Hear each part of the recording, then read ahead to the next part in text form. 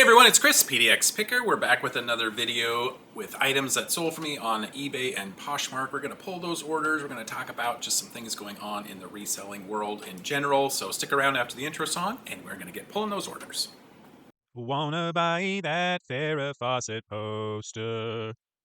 Pez dispensers and a toaster. Don't know why. That kind of stuff you throw away. I'll sell on eBay. We have a total of 10 things going out today, 9 on eBay, 1 on Poshmark. So I was happy. My Poshmark store perked up a little bit.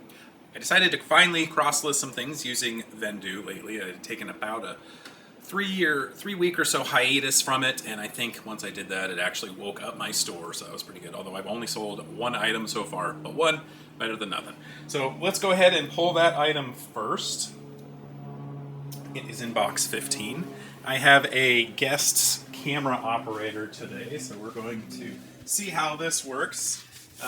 My son Jonas, my illustrious reselling partner, is behind the camera. He's working on his new career, filming all of my videos. Not really. First item that sold is a pair of Keen ballerina shoes. It's not at all what they're called. Let me look more specifically what they are. I picked these up at a yard sale. They're called Keen Mercer Ballerina CNX shoes. I picked these up at a yard sale for $5. And I had them listed for a while. Like I said, took an offer on Poshmark. And they sold for $26 on Poshmark, plus shipping. So just a reminder, as I'm sure a lot of you know, Keen has a lot of different models, some of which sell a lot better than others. These are decent sellers, 5 into 26. But I bought another pair of these. I'll actually pull those out. I think I showed you these in an earlier video, but always a reminder to check out the condition. These are very similar style, but these were only $1 and these were $5. I probably should have thought to myself, there's a reason why they only charged $1 for these, and that reason is this. You can see here the rubber is separating quite badly from the fabric on both shoes, so I didn't even want to risk selling these. Maybe somebody would be willing to buy them. I mean, they still function as a shoe, but that's just kind of a low quality item that I don't really want to be associated with, so I just chalk that up as a loss. But always a reminder, check the condition of the items that you buy. Okay, and we'll go to the eBay orders now. Had a couple of really good ones in here. We'll start with an item that I bought originally to resell. Then I decided I was going to wear the item, so I got some personal use out of this for a couple of months. And then I decided I didn't want it anymore.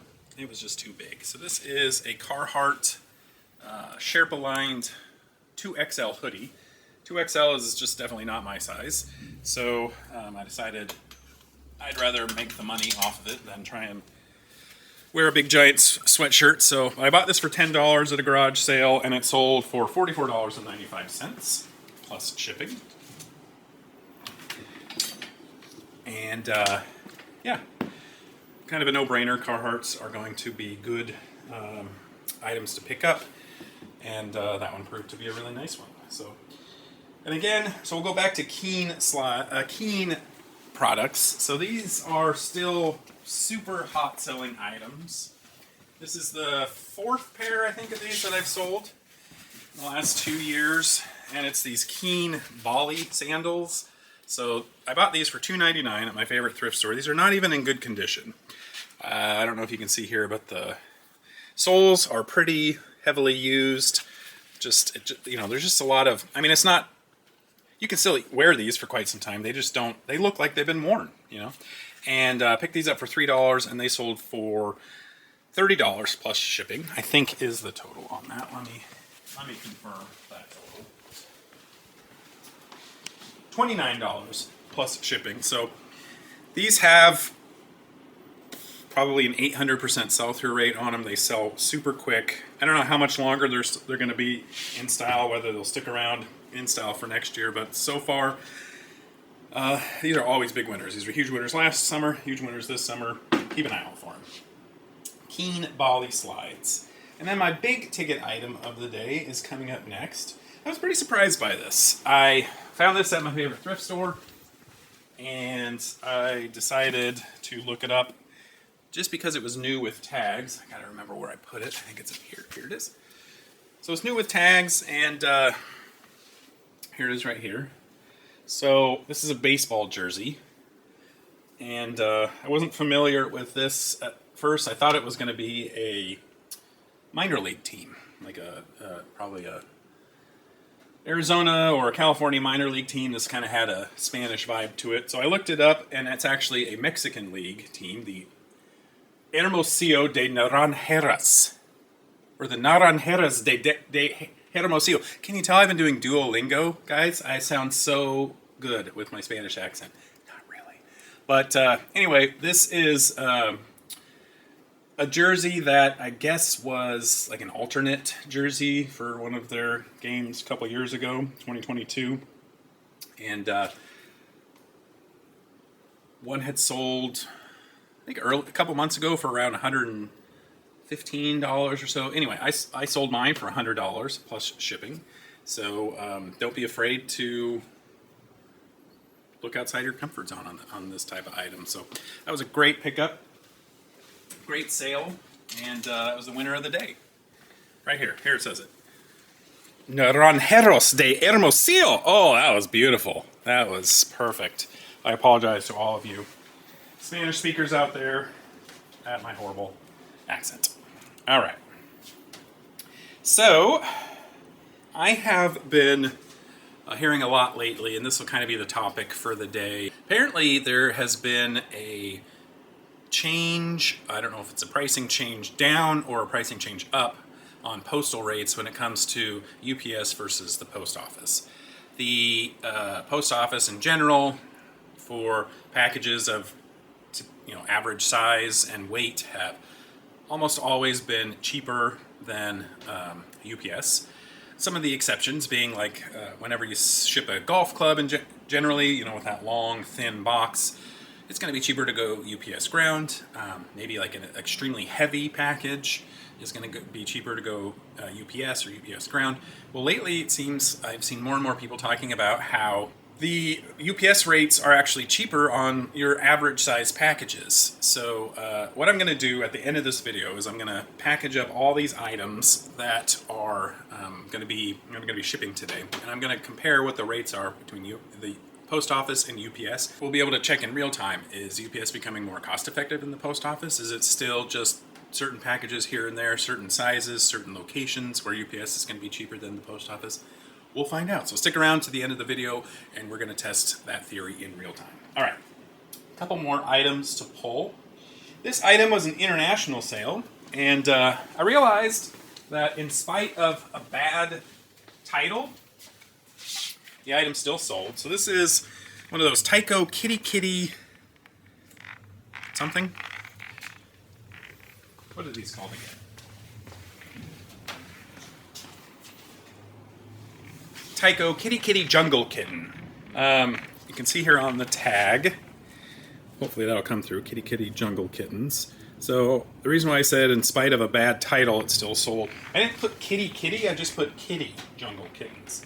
But these are pretty widely known as kitty kittens, and hopefully you can hear that. That's like a ball type of thing that's rolling around inside. It's actually supposed to mimic a purring sound. The only reason I know this is the person that bought this specifically asked me if the purring sound was functioning in here. So I thought it was just a rattle. But anyway, I guess a lot of these have been recalled. These came out in 1995, I think. 93. And some of them have been recalled. Not this particular one. But because that ball or whatever is inside, I guess maybe it was a choking hazard. I'm not certain. But anyway, thankfully this particular model wasn't recalled. And I bought this in a lot of 5 or 6 other plush for maybe $2 each, and it sold internationally going to Australia for $32.95 plus shipping.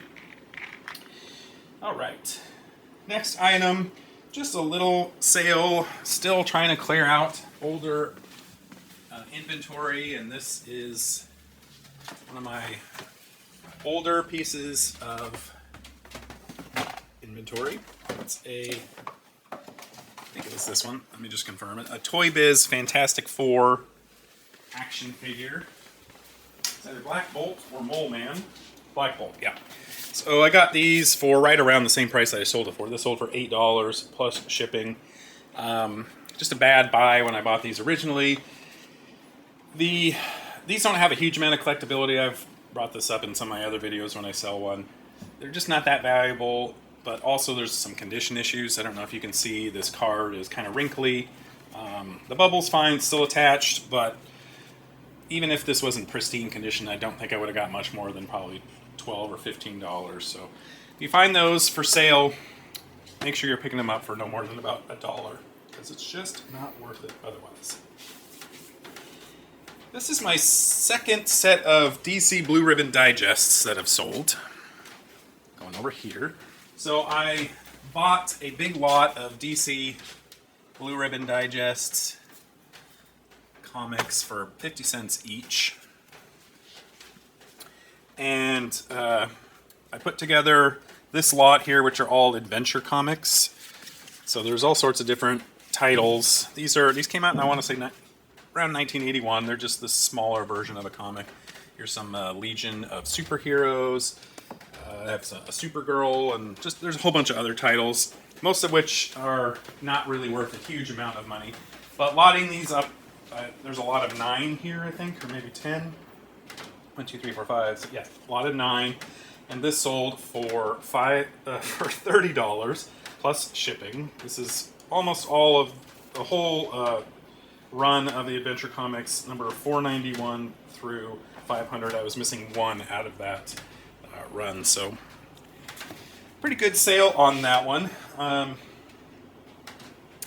Every time I find comics, I don't know a lot about them, so it's always a little bit of an adventure, kind of fun to research them and get more and more knowledgeable along the way.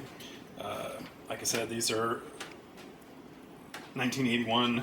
They look really old, like much older than that to me. I thought maybe these were from the 60s or something when I bought them. So I originally thought I was having a huge score, but I should have figured it out, because this one was 95 cents, $1.25. You can usually tell the age of comics right away by how much their price is. Of course, the cheaper, the better. I think 10-cent comics are 10, 12-cent comics, 15-cent comics. Those are usually the best ones in terms of value. But nonetheless, yeah, 50 cents a piece. I mean, I've already made my money back just on that lot right there. So everything else I sell is going to be pure profit. Next item that sold, I showed you this in a previous video after I picked it up at my favorite thrift store. It's a pair of Nike Air Pegasus trail running shoes. I'll give you the specific name here, but they're size 15. They were in really good condition, and I paid up for these. I thought these were going to be much more, sell for a much higher amount than they were. These are Nike Pegasus Trail 3s. This is the total orange colorway. I paid $20 for these. They sold pretty quickly, in probably 3 weeks, for $53.95 plus shipping. So thankfully, very quick turnaround on that. Otherwise, I probably paid up too much for it. But since I was able to turn that 20 into 54 in about 3 weeks, I still think that is the best way to go, or a good strategy to go when it comes to reselling. It's that quick dollar, or quick nickel over, what's the term? It's the fast nickel over the slow dime. So that was, to me, going to be worth it, even though the profit margin wasn't spectacular. Speaking of that, this is a very good example of fast nickel over the slow dime. This is a Patagonia Capilene, I think it's called a Capilene Cool Trail shirt. I just listed this yesterday. Picked this up for $6 at Goodwill, I think. And it sold in a day. I took an offer for $18 plus shipping on that one. So I knew it wasn't going to sell for a ton, but once I listed it, it sold almost immediately for 3 times what I paid for it. So definitely, it's one strategy. Some people wouldn't necessarily want to spend $6 to get 18, And I totally understand that. It's purely just what your own personal philosophy is. But for me, I like that strategy a lot because I just like money and sales coming in quicker rather than sitting back and waiting. Maybe I'll get a higher dollar amount if I wait longer, but then my sales won't come as quickly. And I think there's a negative to that. This next item that sold is my first Furrow magazine that I listed. Picked up 3 of these Furrow magazines in my paper ephemera lot. So these are John Deere advertising magazines. This one's from 1914. I think they still make them today. But I bought 3 of them, so this whole ephemera lot I paid about $15 for, and everything I sell now I'm definitely in the profit on. So this one, there's one that was from I think 1911 that sold on auction a couple of months ago for right around $100. So I was thinking that was maybe going to be what the value of this was $100. I put this one up for auction and it sold for $61 plus shipping. So still really good, but not quite as high as I was hoping. But these are, people love to collect these, I think, for the advertising, the John Deere advertising. So there's some old John Deere implements. But this was just a magazine that you could pick up at your local, like this one's sold out of the Canby Hardware and Implement Company in Canby, Oregon, 1914. So just an old implement magazine / advertising or catalog type of thing. So there's not a lot of these that I've seen for sale lately on eBay that are in this time period. There's much more. I mean, I think they made this up into the 60s, 70s, 80s, 90s. I don't know, maybe they still make it today. But these old ones have a lot of value. So if you happen to come across them, they are good pickups. And I have 2 more of these. I didn't want to auction them all at once. This is typically a strategy that I have where these older items that they're not super common. My thought is if I put all 3 of them out there at once, that might drive down some of the interest in them and the price might go as high. So my hope is I'm going to now auction off another one, and theoretically some of the bidders that missed out on this one might want to bid even higher for the next one, which I think is going to be, so I have a 1916 one here, super cool bright horse picture on there. I really like that one. I'm hoping that one will sell well. I think that cover is much better than the other one. And then here's another 1914 one, also with a cool cover. I kind of went with the, in my opinion, I don't know if the cover really matters, but I went with the cover that was the least interesting to me. This one was just this young girl playing with a doll, and it wasn't in color. I don't know, I just like the subject matter of these better, so I'm hoping this will be the lowest selling of the 3. I have no idea. It's all just speculation. But stay tuned, watch my future videos, and we will show you what the results are. So that is it for the pulling portion. We'll cut in, and after I package all these up to be shipped, we'll compare what the prices are. So you'll see those results here in just a second. All right, and we are back now. We're going to start weighing all these packages, putting the dimensions in, comparing what the cost is, UPS versus USPS, and FedEx for that matter, just to look at the differences. So we're going to start, this is the Furrow magazine. It is 15 ounces. I use the eBay app for this. I know some people just do it on Pirate Ship or any other way, but this is how I'm doing it for at least this purpose. All right, so we have 15 by 13 by 4. So for a post office, that is going to be $6.23. FedEx is $6.66. Apparently UPS does not ship here to wherever this address is. It's a P.O. box. We're going to go the win on post office for that one. All right, next up is the pair of Nike shoes. Whoops. Okay, next up is the Nike shoes. Let's go ahead and weigh this. 2 pounds, 9.4 ounces. I use this box a lot, so I know it is 17. Actually, I don't know what it is. 17 by 11 by 7. So UPS Post Office is $10.34. UPS Ground $10.92, and FedEx $11.46. So we have another winner for the Post Office. All right, next we have just that little Patagonia shirt, 5.4 ounces. We'll up that to 6, and it dimension-wise is 9 by 8 by 2. Pretty sure the Post Office is going to win on this one too. So we got $4.68 for the Post Office, $6.67 for FedEx, and must be another, or no, $10.10 UPS Ground. That is kind of crazy. This is going to Georgia, so definitely a huge win for the Post Office on that one. All right, up next we have the DC Blue Ribbon Digest, 1 pound 8 ounces. This is going to Texas. I have an 864 box that measures 9 by 7 by 5.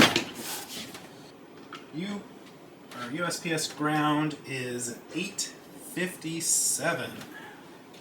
FedEx Ground $8.15.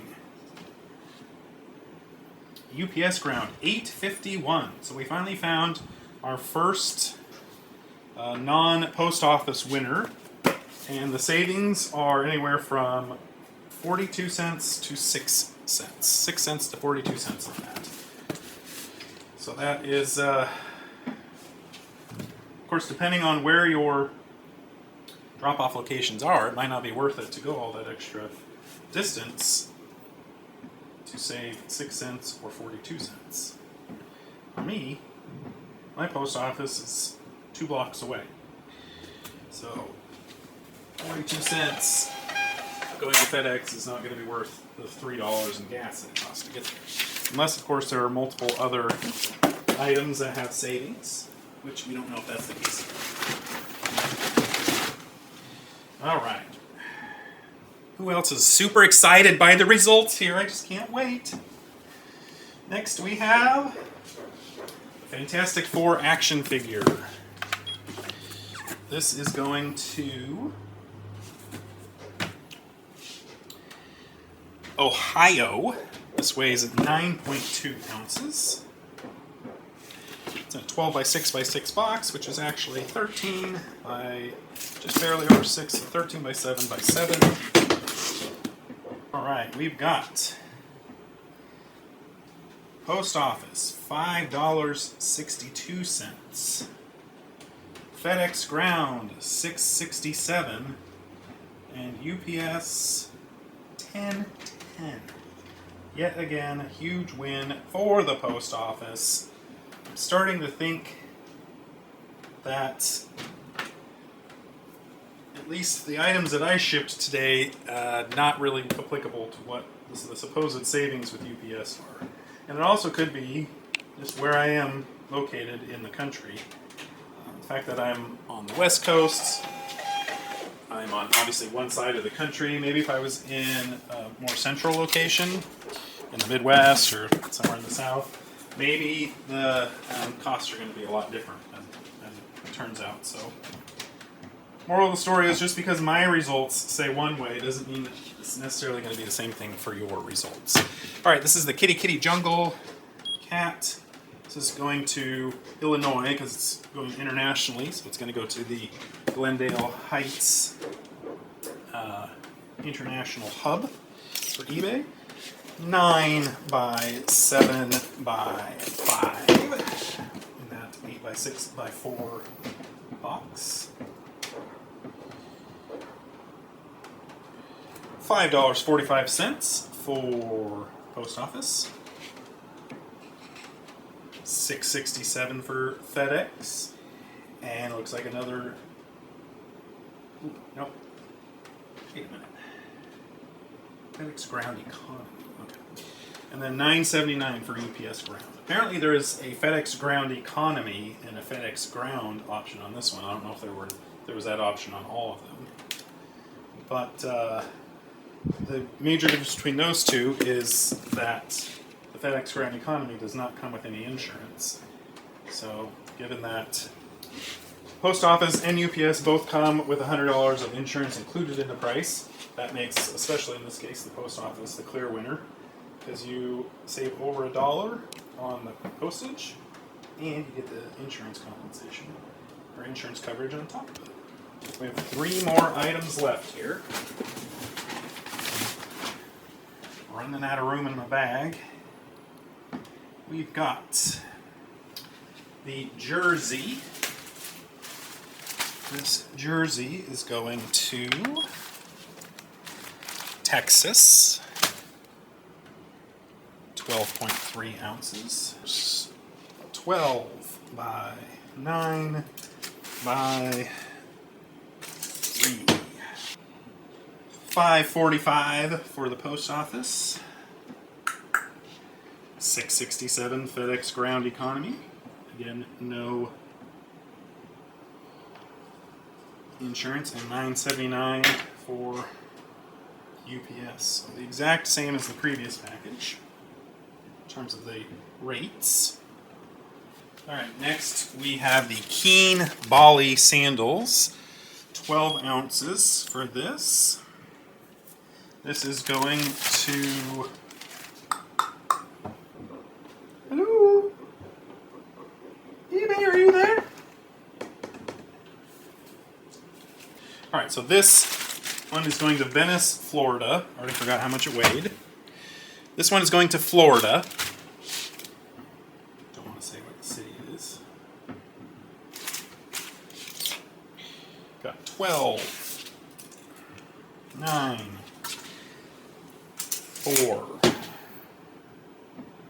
oops, $5.62 for Post Office, $6.67 for FedEx Ground Economy, $10.10 UPS Ground. So far we've had just the one package that was cheaper going FedEx and UPS. Alright, last but not least in this box, and even this box was almost too small, is that Carhartt hoodie. That thing was jam-packed full. 3 pounds, 10 ounces. I think this one probably has a really good chance of being cheaper one of the other methods besides the Post Office. Once again, we've got 17, 11, 7. Post Office, we've got $12.62. This is going to Pennsylvania, by the way. $11.46 Ground Economy and $12.05 UPS. So we're talking 57 cents of savings on UPS. So add those two together. If we had gone UPS with the 2 cheaper options, we would have saved approximately 57 and 6. We'd have saved 63 cents by going UPS. We could have saved a little bit more going FedEx, but then we would have had a couple of packages that didn't have any insurance. So in this experiment, on these particular packages, I wouldn't say that this is a final version of the experiment, but the Post Office wins out quite handily, in my opinion. There were just 2 packages where it was more expensive and the cost difference wasn't huge. So I'm still saying, as of right now, tentatively, it looks like the Post Office, for me at least, still the best option. So that's it for today's video, guys. Thanks so much for watching. Please like this video if you did like it, and subscribe to my channel if you haven't already. Thanks to my illustrious camera operator, Jonas, behind the scenes. And we'll catch you on the next video. Good luck with all of your reselling ventures out there. Take care. We'll see you next time.